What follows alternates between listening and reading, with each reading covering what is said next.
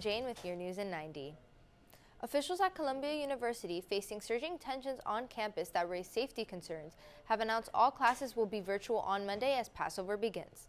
The move underscores how tense the situation has become at the Ivy League school and the enormous challenge facing Columbia President Shafik to get the situation under control.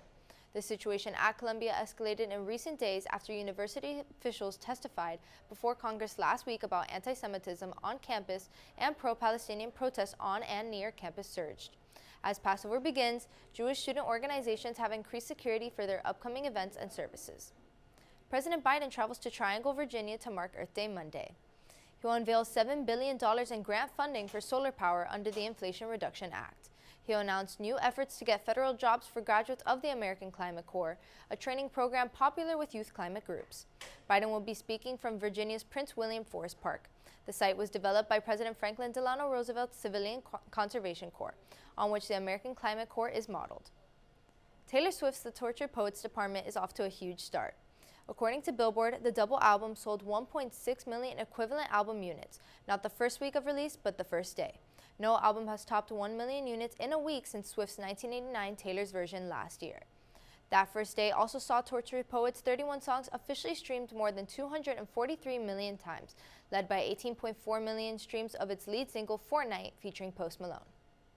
That's your News in 90, and remember, your Florida news is always on at WUFT.org.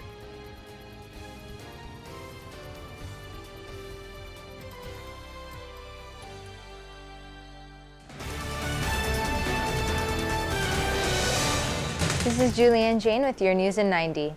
Some scary moments aboard a Southwest Airlines jet on Sunday. A plane that left Denver's International Airport for Houston had to make an emergency landing back in Denver after an engine cover fell off during takeoff. The cover struck part of the plane's wing. FlightAware says the plane returned safely to Denver about 35 minutes after it took off. No one was hurt.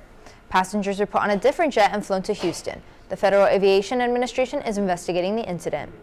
Country music star Morgan Wallen is facing several charges following an incident in Nashville, Tennessee. Wallen was arrested after he allegedly threw a chair from a rooftop bar. It happened at country music star Eric Church's Chiefs Bar, which celebrated its grand opening over the weekend. Officers who were nearby when it happened say the chair landed just feet away from them and the incident was caught on surveillance video. Wallen was arrested and charged with reckless endangerment and disorderly conduct. He later posted bond and was released from jail.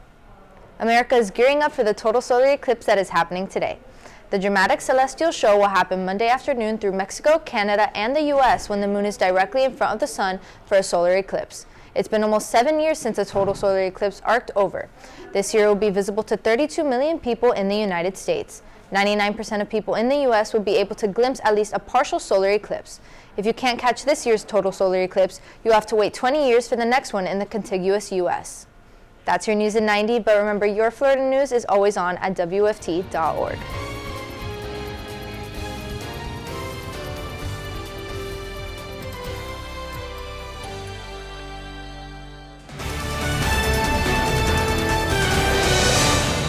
This is Julianne Jane with your News in 90. Crews in Baltimore started working to remove the first piece of the Francis Scott Key Bridge from the water. The bridge collapsed last week when a 213 million pound cargo vessel slammed into it, killing 6 construction workers. The bodies of 4 victims have yet to be recovered. Crews are working on the north section of the bridge, cutting it up in sections for removal to open a temporary restricted channel, which will allow more vessels into the area to accelerate the recovery effort. Clearing the channel will allow the search for the missing victims to continue. In the meantime, ships are being rerouted to other ports. Pope Francis reiterates his plea for an immediate ceasefire and humanitarian access to Gaza in his traditional Easter message to the world. During his Urbi et Orbi speech, the Pope called for the release of Israeli hostages and addressed Russia's war on Ukraine, calling for a full exchange of prisoners between both countries. Pope Francis presided over Easter celebrations at the Vatican, which included leading Easter Mass outside of St. Peter's Basilica. The 87-year-old pontiff has canceled many engagements over the past year while recovering from what has been described as colds, bronchitis, and the flu. AT&T is reporting a massive data breach that affects some 73 million accounts. Saturday, the company said the data includes personal information of current and former customers, including social security numbers. AT&T says that all that data was shared on the dark web about 2 weeks ago. The leak does not appear to contain financial information or specifics about call history. AT&T is now reaching out to customers and asking them to reset their account passcodes. It is also urging customers to remain alert about their changes to accounts or credit reports. That's your news in 90, and remember, your Florida news is always on at WUFT.org.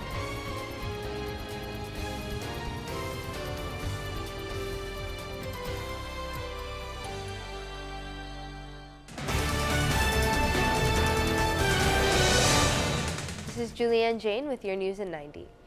Later today, a vigil will be held for Laken Hope Riley, an Augusta University nursing student who was killed while jogging on the University of Georgia campus last week. Riley was found dead Thursday near a lake on the university's campus from blunt force trauma. The suspect, Jose Antonio Ibarra, is charged with felony murder, false imprisonment, kidnapping, and concealing the death of another. Investigators say there is no evidence that Ibarra knew Riley. Riley's killings left the University of Georgia to grieve two deaths that occurred less than a day apart. The vigil will be co-hosted by Riley's Alpha Chi Omega sorority at UGA. Wendy Williams is thanking her fans for their reactions to the news she has primary progressive aphasia and frontotemporal dementia. In a statement published by People magazine, Williams expressed immense gratitude for the love and kind words she has received, adding that she hopes others with her condition might benefit from her story. Aphasia affects one's ability to communicate. Frontotemporal dementia is an umbrella term for a group of brain disorders. AT&T is reimbursing customers for the massive network outage. Tens of thousands of customers dealt with error messages or no service connection Thursday. The mobile networking says it wanted to recognize the frustration the outage caused people. AT&T says it will issue a $5 credit to potentially impacted wireless customers, which it says is the average cost of a full day of service.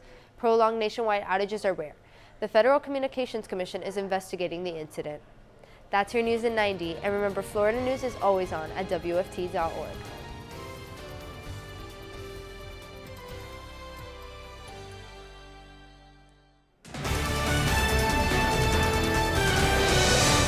This is Julianne Jane with your news in 90. 3 U.S. Army soldiers were killed and more than 30 U.S. service members were injured when a drone struck a U.S. Army base in northeast Jordan on the border with Syria Sunday. 8 U.S. service members had to be medically evacuated, and the number of wounded is expected to rise as service members report injuries consistent with traumatic brain injury. The Biden administration says that they believe that an Iran-backed militia was responsible for this attack on the U.S. service members. However, they have not yet identified which militia group they believe carried out the strike. President Biden said that the U.S. will respond. Catherine, the Princess of Wales, left the hospital and returned home to Windsor on Monday to continue her recovery from abdominal surgery. A spokesperson for Kensington Palace said she's making good progress. They also said she and husband Prince William are grateful to the hospital staff for their care and the well wishes they've received from around the world. It's not clear what the surgery was for. A royal source previously said the 42-year-old's condition was not cancerous. Legendary singer-songwriter Joni Mitchell will grace the stage of the 66th Grammy Awards on Sunday as a performer for the first time at age 80. The Recording Academy made the announcement in a news release Sunday, adding the 9-time Grammy winner to a star-studded performance lineup. Mitchell is a nominee in the Best Folk Album category for her 2023 live album, Joni Mitchell at Newport. The album documents her surprise return to the concert stage at the 2022 Newport Folk Festival in Rhode Island after 20 years away. The iconic Canadian experimental artist was inducted into the Rock and Roll Hall of Fame in 1997. She received a Lifetime Achievement Award at the Grammys in 2002. She is best known for her 1970s hits. That's your news in 90. I'm Julianne Jane. Remember, your Florida news is always on at WUFT.org.